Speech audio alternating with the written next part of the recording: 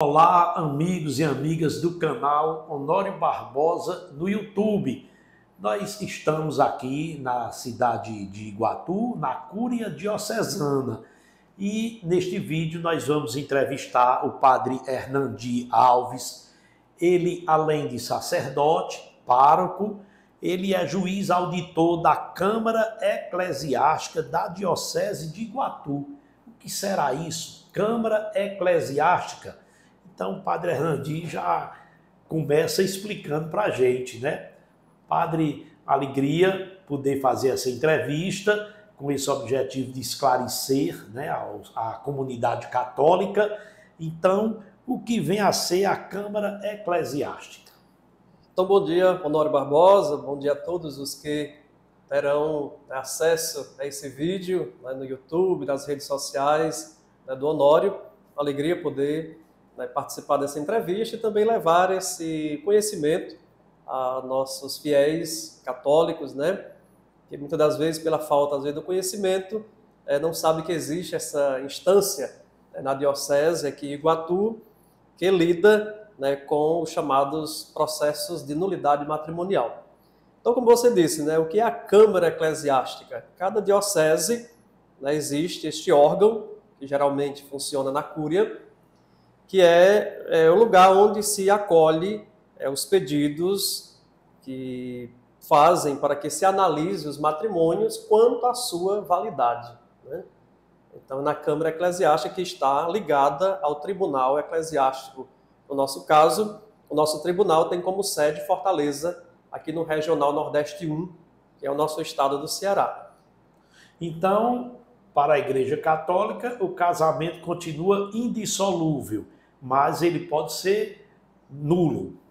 Isso, o casamento, sim, sempre indissolúvel, desde que ele seja ou tenha sido contraído validamente, né? Porque, de fato, o processo de nulidade matrimonial não é dizer que o tribunal anula o casamento. Não, não é isso. Mas ele declara a nulidade. Ou seja, depois do processo que é feito, o tribunal julga se de fato aquele casamento foi válido ou não. Porque uma vez ele tendo sido contraído validamente, ele é indissolúvel. Porque Deus uniu, o homem não separa. Mas se o tribunal julga que por N elementos, N fatores, aquele matrimônio não foi contraído validamente, significa dizer que ele nunca existiu. Então o tribunal declara a sua nulidade, ou seja, favorecendo aquelas pessoas a contraírem um matrimônio válido, que é justamente isso que muitos buscam, ao pedir que analise aquele matrimônio anterior, na perspectiva de contrair validamente um matrimônio. Mas aqui eu quero deixar bem claro, o tribunal ele não anula, mas ele declara a nulidade, ou seja, daquilo que de fato não existiu validamente, que foi o matrimônio. Esse primeiro passo, a pessoa procura a paróquia? Geralmente, essas pessoas são pessoas que têm a sua vida na comunidade paroquial, às vezes, muitas delas estão engajadas nas pastorais, nos movimentos, consequentemente, estão próximas também do seu pároco, e o padre na paróquia é aquele que deve ser o primeiro a acolher essas pessoas, ouvir um pouco da história dessas pessoas, quais os fatores que fizeram com que aquele matrimônio não fosse adiante. E o padre ele tem também esse conhecimento de julgar, de um modo assim prévio, se existem elementos que levem uma possível nulidade matrimonial. Então, o padre escuta essas pessoas na paróquia e dali encaminha essas pessoas aqui para a Câmara, aqui na Cúria Diocesana, onde já há quase 14 anos eu estou neste serviço aqui como juiz auditor, prestando esse serviço aos nossos fiéis aqui da Diocese de Iguatu. Então, chegando aqui, eu terei uma conversa com essas pessoas, interrogando alguns momentos da vida, para discernir se de fato tem elementos que possam levar a uma nulidade. E ali começa todo o encaminhamento processual, desde a solicitação da documentação necessária aos trâmites que vai acontecendo uma vez que o processo é aberto pelo Tribunal Eclesiástico do Ceará. E o senhor tanto ouve o esposo, como a esposa, a mulher, o marido, e quem é que traz mais o pedido de nulidade? São as mulheres? Não, hoje eu não diria, mais ou menos está igual, né? Tanto chegam esposos, né, como esposas também, né? Então, claro que o tribunal ele deve escutar as duas partes. Por isso que assim que o processo é aberto, a pedido de uma parte, né, do demandante, né, ou da demandante, o primeiro passo é notificar a outra parte, que nós chamamos no termo jurídico a parte demandada.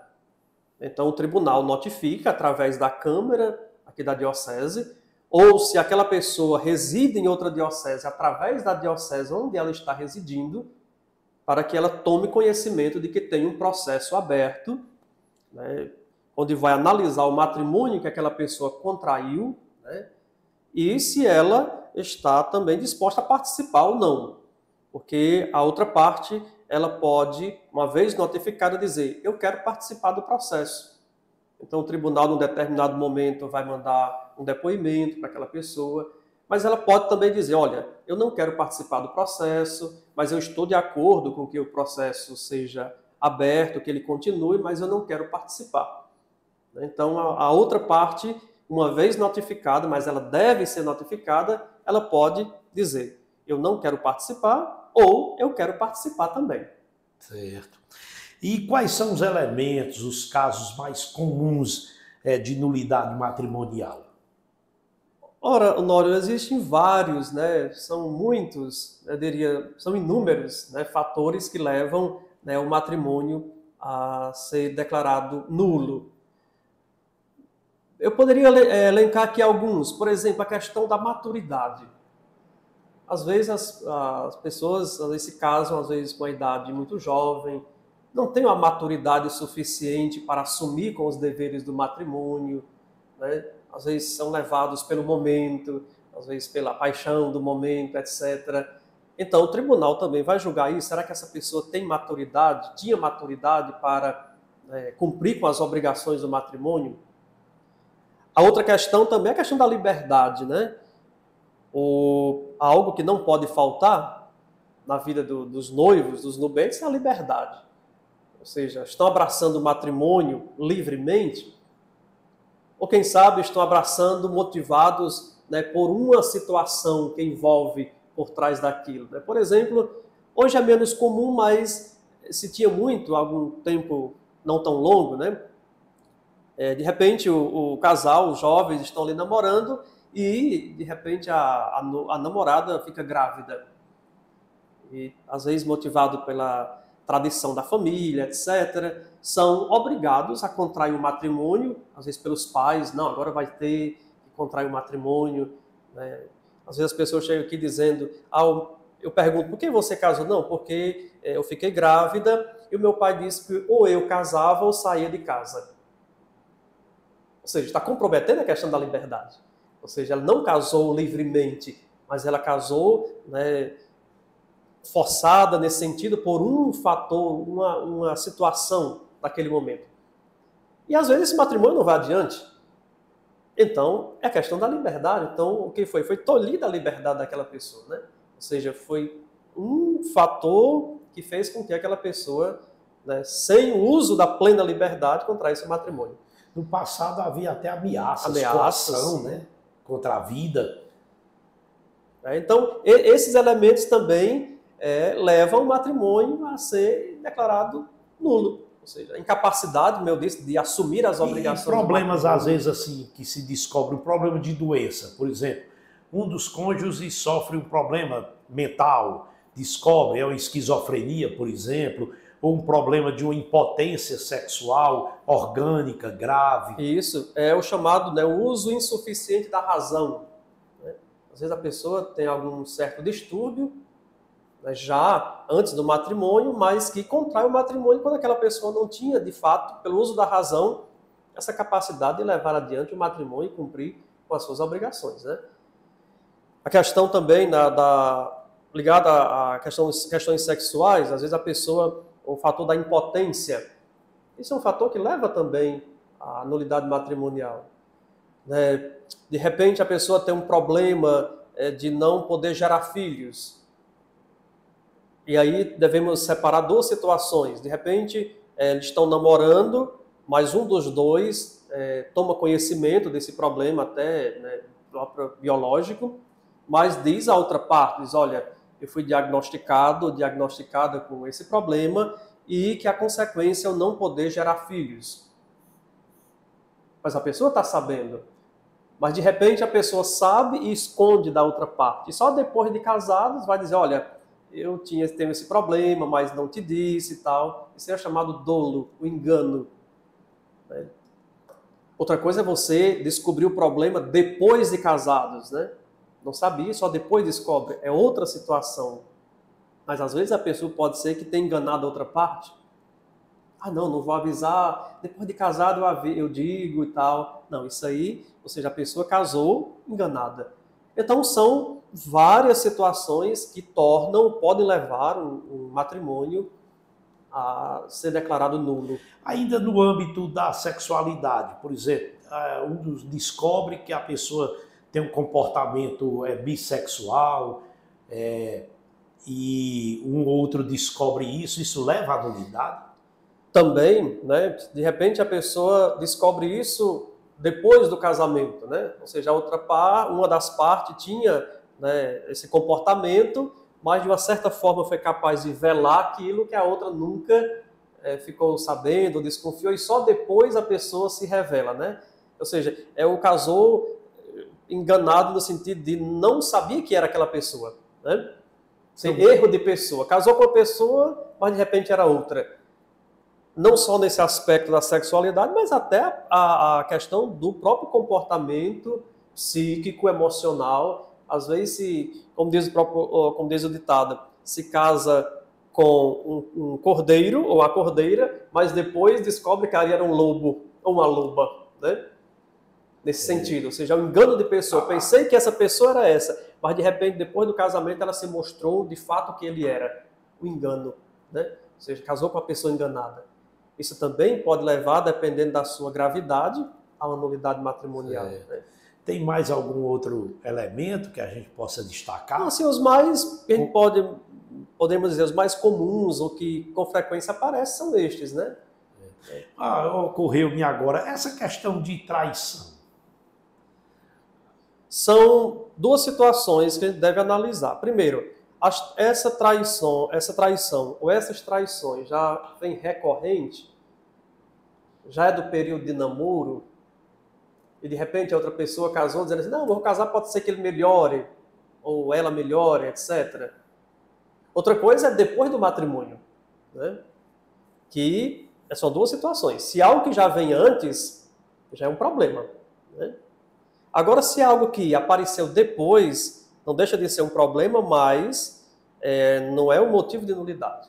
Porque a pessoa, por exemplo, durante o namoro foi fiel, tranquilo, se casaram, viviam bem, mas em determinado momento uma das partes se encaminhou para esta, né, questão da traição. Esse casamento pode ser declarado nulo? Não, por quê? Porque tem a questão da liberdade. Ou seja, a pessoa teve liberdade de permanecer fiel ou de trair. Então já não entra a questão do sacramento, mas a questão da própria liberdade pessoal. Entendeu? Outra coisa é quando é um problema que já vem recorrente de antes. Às vezes desde o namoro, mas a outra pessoa, como eu disse, não, eu vou casar, pode ser que melhore, mas já é algo que já vinha de um tempo anterior. Outra coisa é quando acontece depois do casamento. Não, a pessoa tinha um bom comportamento, etc., mas depois, né? Então, são duas realidades. No início, o senhor explicou para a gente que a paróquia, o padre, ele é o primeiro a ser procurado, né, que deve ser ouvido. Então a gente já observa que é tipo como um filtro, porque a pessoa pode achar que aquilo é motivo para nulidade e não ser.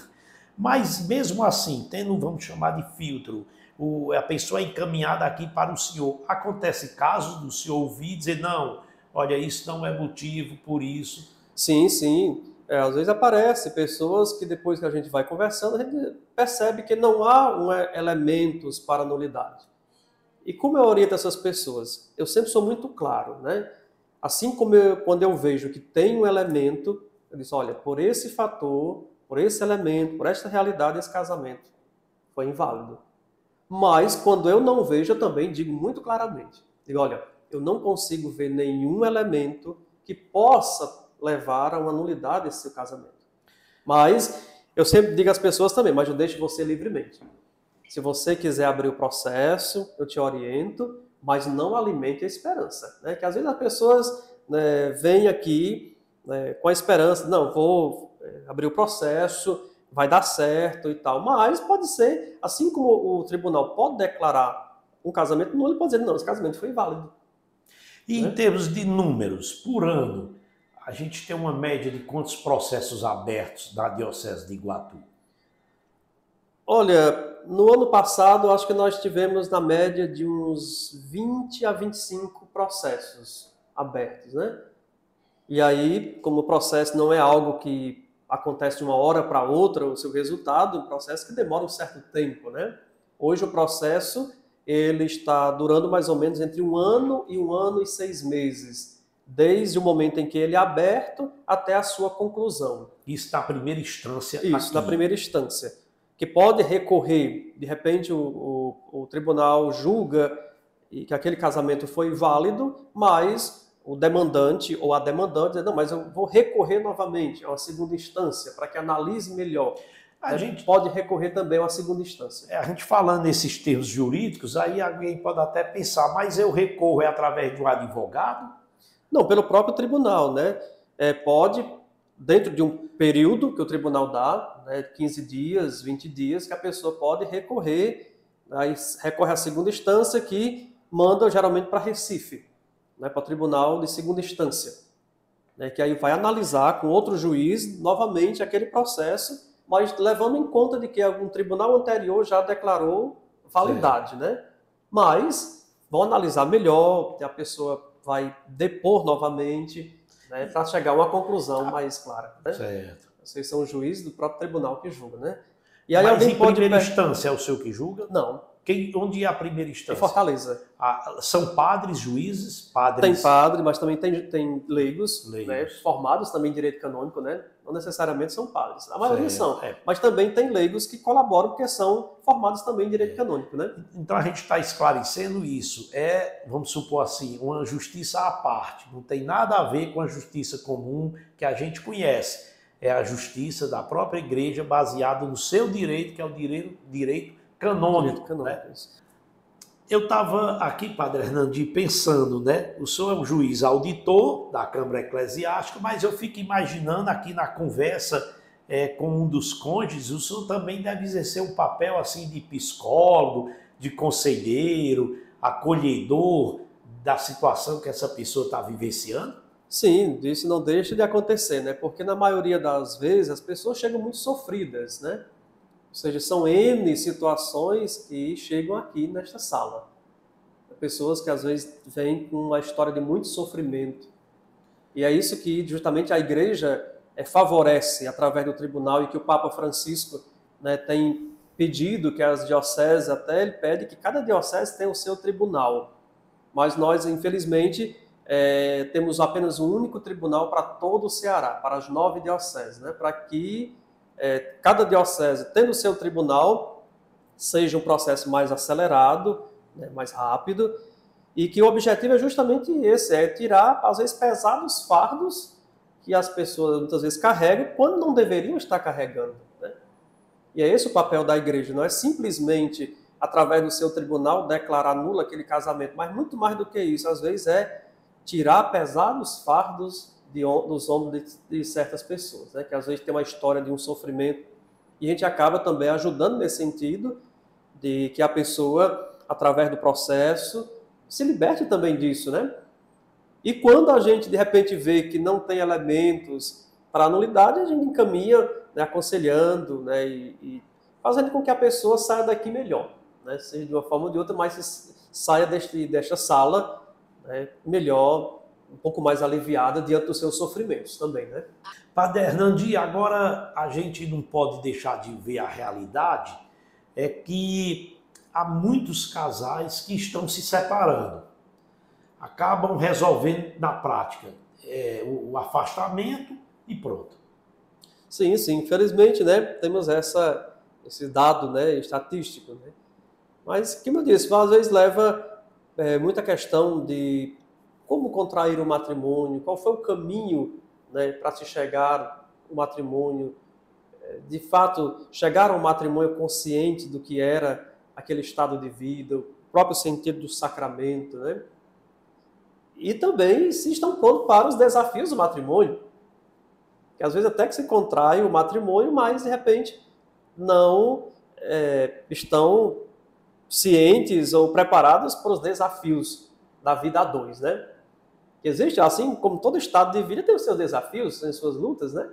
Você que é casado sabe disso, né? Eu como padre também sei das minhas lutas, você sabe das suas, e assim por diante. E todos nós devemos estar, né, preparados para isso, né? E quando não se está preparado, às vezes chega, infelizmente, né, a desistir um do outro e dizer, olha, melhor cada um seguir o seu rumo, e assim por diante. O senhor, como padre, também deve observar e ouvir, eu acredito, em muitas confissões, e a gente vê a realidade, é que hoje os jovens, muitos, eles já começam a vida muito cedo, no relacionamento sexual, como se fosse casado, estão namorando, mas esse namoro é como se fosse casado, passam a viver juntos ali meses ou ano, e às vezes saem de um para outro, com uma facilidade incrível, né?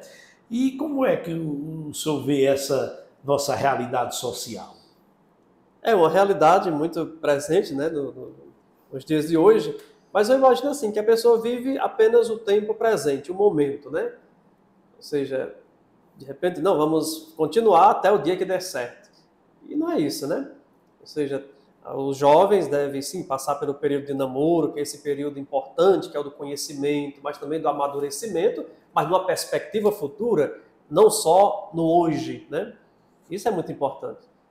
Então, sempre eu aconselho os jovens, né, que os namorados, vocês vivam intensamente o período de namoro, mas não só no sentido da relação, mas do autoconhecimento, do amadurecimento a dois, até chegar esse amadurecimento em vista de um compromisso. Não é só o ficar por ficar, namorar por namorar e dizer, não, é só até o dia que der certo. Ou seja, até um matrimônio contraído com esse pensamento pode chegar à nulidade, que é casar com o pensamento divorcista. Não, vou casar, mas se não der certo, Amanhã, ou seja, você já casa com um pensamento que é chamado divorcista. de abandonar. De abandonar, né? Mas tudo, assim, o período do namoro é muito importante para isso, a questão do amadurecimento e do autoconhecimento. Claro que, mesmo que passe 10 anos namorando, só vão conhecer de fato um ao outro quando começarem, né, a comer sal juntos, como se diz, né? Tá certo. Padre Hernando, eu estava observando um detalhe, é a questão do tempo para pedir o processo aqui de nulidade. Isso tem tempo? Ou 5 anos depois, 6 anos depois, pode pedir? Não, não. E o que é mais comum é nos primeiros anos? Olha, às vezes chegam pessoas que dizem, olha, eu já estou separado há 10 anos, 20 anos, isso agora, quem sabe, tive o conhecimento que existe na igreja essa instância que eu posso recorrer, né? Mas também tem outros que dizem, olha, eu me separei, está com 1 ano, então não tem um tempo limite, nem de mais, nem de menos, né? Claro que a gente nunca aconselha também, de repente a pessoa se separou ontem e hoje já vem. Não, vamos aguardar um pouquinho, vai que foi só um momento, vai que tem uma perspectiva de uma reconciliação, né? Então, há também esse cuidado, né? De repente a pessoa, não, no mês passado, me separei no mês passado, já quero nulidade. Não, vamos dar tempo ao tempo, aguarda um pouquinho. Vai que seja só um momento, vai que vocês conversando, né, não possam, né, reatar novamente e continuar a vida, né? Também tem isso. Tá certo, então. Tem algo que o senhor queira concluir, acrescentar? Não, só dizer que às vezes as pessoas podem perguntar, mas por que tanto tempo? 1 ano e meio? Primeiro porque o processo ele tem os seus trâmites, mas uma outra dificuldade é que, como eu dizia, no nosso regional nós só temos um tribunal, que é Fortaleza, né? Ou seja, esse tribunal, ele trabalha com os processos das 9 dioceses do estado do Ceará. Todo o Ceará. Todo o Ceará, né? Então isso já dificulta um pouquinho a questão do tempo, né? Porque imagina a diocese de Iguatu, que não é das maiores, chegam, um exemplo, 20 processos no ano, mas tem os outros processos que estão tramitando, né? E quando você junta 9 dioceses, né? Então, leva um certo tempo. Porque tem que ser analisado com cautela. Não, com cautela. Né? Que às vezes as pessoas chegam aqui pensando que é igual ao divórcio, que entra no cartório e já sai tudo resolvido, né? Não é bem assim. Às vezes a pessoa, eu vim aqui para tratar do divórcio. Eu digo, não, mas não é aqui não. Aqui é um processo de nulidade, porque não está se tratando simplesmente, né, de dizer, não, pronto, está tudo resolvido. Não, mas está tratando de um sacramento. É um sacramento que está em jogo para dizer se aquele sacramento foi recebido validamente ou não. Porque, às vezes, até a pessoa pode pensar, mas a igreja agora está divorciando. Não, jamais. A igreja nunca foi a favor do divórcio, né? De maneira alguma. E nem, como eu disse no início, né? Não é o tribunal que diz se aquele casamento foi nulo, anula o casamento. Não, mas ele declara a nulidade de algo que não existiu validamente. Mas, de fato, se o matrimônio ele foi, né, celebrado validamente, ele é indissolúvel. Porque Deus uniu, o homem não separa. Mas como é que a igreja está separando? Não, a igreja está declarando aquilo que nunca existiu, do ponto de vista da validade, né? Por isso, esse processo é um processo demorado, onde se analisa, né, todos os fatores, em todas as etapas do processo, desde a documentação que é necessária até a sua conclusão, onde o tribunal, através do juiz, vai dizer esse casamento foi válido, esse casamento é nulo. Então, quero agradecer também, né, ao Honório e dizer, de repente, né, se você está nesta situação, então procure o padre da sua paróquia, né, tenta conversar com ele, explicar a sua realidade, que o pároco vai te orientar, né, e quem sabe fazer chegar até aqui a Câmara, aqui eclesiástica, aqui da nossa Diocese de Iguatu, e a gente vai, nessa conversa, iluminar um pouquinho e também ajudar naquilo que estiver ao nosso alcance, para que essa situação seja amenizada nesse sentido, né? Como eu disse, chegam pessoas muito sofridas, sofridas com marcas profundas, né? E a igreja, né, tem essa missão também, né? Como samaritana, a igreja que acolhe, né? A igreja que também, como o próprio Jesus, o samaritano por excelência, aquele que acolhe, tenta, né, sarar, curar as feridas, e o tribunal tem essa finalidade, não é só dizer o casamento foi nulo, o casamento foi válido, mas acima de tudo, por meio deste serviço, curar muitas feridas. Como eu dizia, retirar muitos fardos dos ombros de pessoas que não deveriam estar carregando, né? Então eu diria que a missão primeira do tribunal, da Câmara é isso, aliviar muitos sofrimentos. Você não tem noção de quantos sofrimentos chegam aqui recorrente de um relacionamento que por esse ou por aquele motivo chegaram onde chegaram. E o nosso principal trabalho ou missão é essa, a igreja. Acolher e ajudar também essas pessoas a caminharem mais levemente. Bom, obrigado então. Bom, então. A gente agradece, Padre Hernandy, muito obrigado. E a gente agradece a você que acompanhou a gente até agora. Espero que tenha gostado desta entrevista. E se não é inscrito, se inscreve no canal, compartilha os nossos vídeos, deixa o seu like, comentários. Eu agradeço de coração. Muito, muito obrigado. Um abraço.